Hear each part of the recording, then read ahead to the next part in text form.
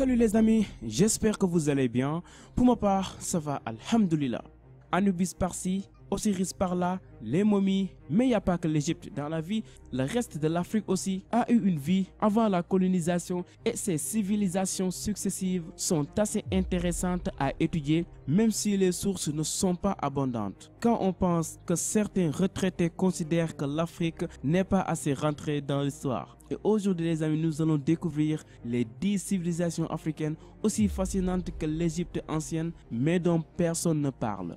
Alors, vous êtes prêts? Allez, let's go! Carthage. Fondée par des colons phéniciens, Carthage devient une plaque tournante très puissante commercialement au IVe siècle avant Jésus-Christ. L'organisation politique et sociale y était semblable à ce qui se pratiquait à Rome, avec une puissance économique sans précédent basée sur une diversification à la fois agricole, maritime et sur la qualité de la manufacture locale. La ville s'impose comme un sérieux concurrent pour Rome qui décide sous le commandement de Scipion l'Africain de la brûler une fois Hannibal et ses éléphants défaits. Le royaume Zoulou. C'est à Shaka Zulu que l'on doit la création du royaume Zoulou au 19e siècle à la suite de conquêtes de territoires annexes de l'Afrique australe. Shaka Zulu est le premier à réaliser le risque que représentent les Blancs en Afrique et décide de s'organiser pour se défendre contre eux. Ses successeurs, qui ont brûlé la moitié de leurs concurrents, mettent sur pied des entraînements militaires très complexes en vue d'affronter les Boers d'Afrique du Sud. Ceux qui cherchent au contraire dans un premier temps à signer des traités de paix, mais se font massacrer en 1838 par les Zoulous après avoir accepté une invitation façon Red Wedding. La réponse ne se fait pas attendre puisque la même année, dans une bataille régulière, les Zoulous se font décriminer. Le pays de Punt.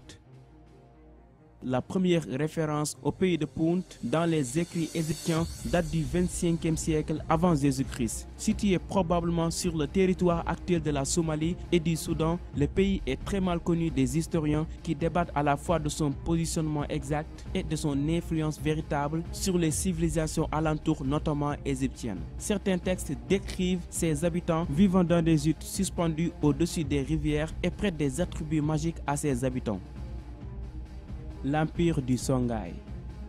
Sous domination de l'Empire du Mali entre le XIIe siècle et 1464, l'État Songhai réunissait des Berbères ayant fui les conquêtes arabes d'Afrique du Nord et les Songhai. L'empereur Sarakholé Mohamed Touré prend à partir de 1492 la décision d'islamiser le royaume. Le carrefour de culture et l'héritage de l'Empire du Mali permettent au royaume de bénéficier d'une très grande influence sur le plan culturel et économique. Les livres et l'enseignement attirent les scientifiques de tous les horizons, tandis que les grandes ressources minières et le commerce transsaharien assurent son développement économique. De plus, le Songhai est un centre commercial névralgique pour tous les échanges entre le nord et le sud de l'Afrique.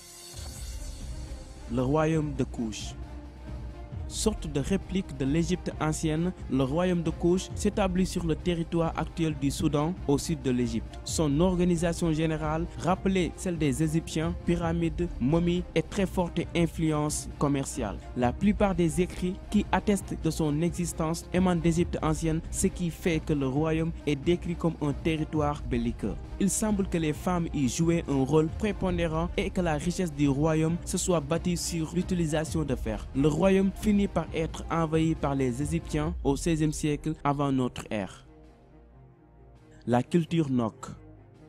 Découverte sur le tard en 1928 par l'excavation surprise de sculptures, la culture Nok était située sur le plateau du Nigeria. Elle est surtout célèbre par ses sculptures en terre cuite qui représentent le plus souvent des humains dotés de coiffures et d'atouts extrêmement élaborés. On sait peu de choses de cette civilisation, sinon qu'elle bénéficiait d'un système social et judiciaire très en avance pour son temps, avec notamment un système de cours de justice complexe qui rappelle l'organisation occidentale moderne de la justice. Les scientifiques ignorent totalement les raisons de la disparition de cette culture tout à coup autour de l'an 300 avant Jésus-Christ. L'Empire du Mali.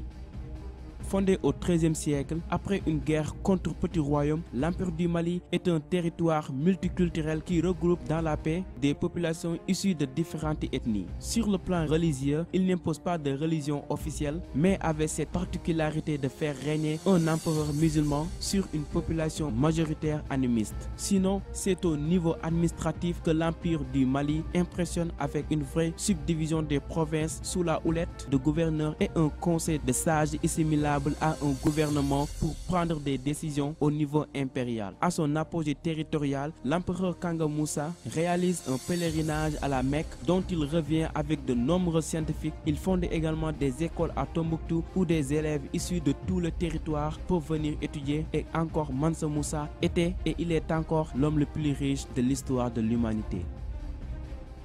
L'Empire du Ghana.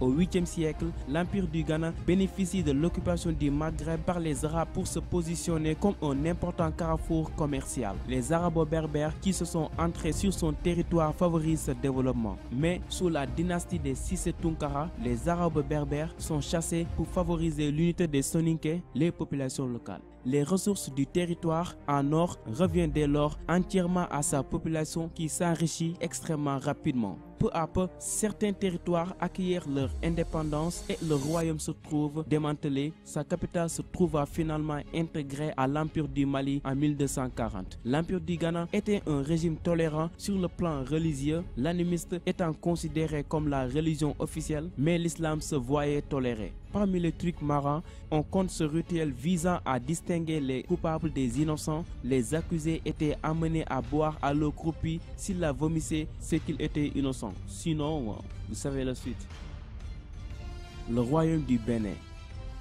À son âge d'or, vers la fin du XVe siècle, le royaume du Bénin s'étendait sur toute la zone du sud du Nigeria. Le chef Oba Ewuware entame une série de conquêtes pour former un empire. Autrefois, le titre d'Oba, correspondant au leader, était redistribué à la mort du chef. Désormais, il sera héréditaire. Au cours du XVe siècle, les navigateurs portugais débarquent sur les côtes du royaume et passent avec ses dirigeants des accords commerciaux et diplomatiques. Des ambassadeurs sont désignés et le royaume échange des épices, son ivoire et ses matières premières contre des objets manufacturés dont des armes venues d'Europe. La puissance militaire du royaume est évaluée à 100 000 hommes.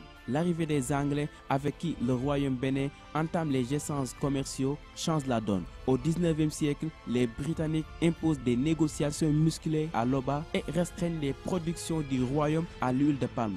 Puis, ils envahissent militairement les territoires béninoises et incorporent son territoire aux colonies britanniques. Le royaume d'Aksum. Situé au nord de l'Éthiopie, le royaume d'Aksum a bénéficié pendant près de 100 000 ans de sa situation au carrefour de la Méditerranée et de la route des Indes pour développer une puissance commerciale sans précédent et asseoir sa domination sur la mer Rouge. Les marchands romains mouillaient au royaume pour réaliser du commerce avec les Indes et l'intégrale des matières premières issues d'Afrique, ivoire, encens, or, transité par ces ports. À partir du IIe siècle, le royaume s'est doté d'une monnaie propre. À son apogée, il s'étendait sur 1,25 million de kilomètres carrés du nord de l'Éthiopie jusqu'à l'Arabie du Sud et le Yémen et était considéré comme l'une des 4 grandes puissances mondiales, avec la Chine, l'Empire romain et la Perse. Allez les amis, c'est tout pour aujourd'hui. J'espère que cette vidéo vous a plu. Quel est le royaume ou la civilisation qui vous a le plus façonné? N'hésitez pas à me le dire dans les commentaires et abonnez-vous aussi pour encore plus et plus de vidéos. Allez, ciao!